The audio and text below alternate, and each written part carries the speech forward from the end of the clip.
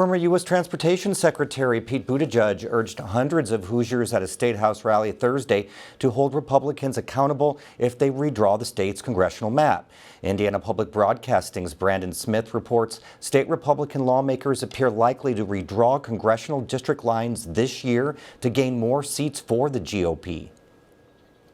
Buttigieg, a former South Bend mayor, came home to Indiana to urge citizens to talk to their neighbors and push state lawmakers not to redistrict. Buttigieg says rather than change their unpopular policies, national Republicans are trying to change district maps. They know that on a fair map, if they get caught taking all the money they took out of Medicaid and giving it to tax cuts for billionaires, they will lose. Governor Mike Braun this week said there could be negative consequences from the Trump administration if Indiana doesn't redraw its map. Governor Mike Braun should be less worried about relationships with politicians out in D.C. and should be more concerned with making life better for Hoosiers. Braun also said a special session for redistricting would probably happen in November. For Indiana Public Broadcasting, I'm Brandon Smith at the Statehouse.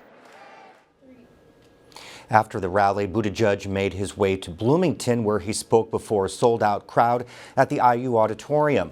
Before the event on campus, he stopped by the Monroe County Democratic headquarters, which was celebrating the opening of their new community space. Buttigieg shook hands with local party members and gave a brief speech, echoing what he said at the rally earlier about redistricting. Whatever they wind up deciding to do at the Statehouse, we are going to make sure that we establish that cheaters never win in the long run, and that we have better answers for people's everyday lives.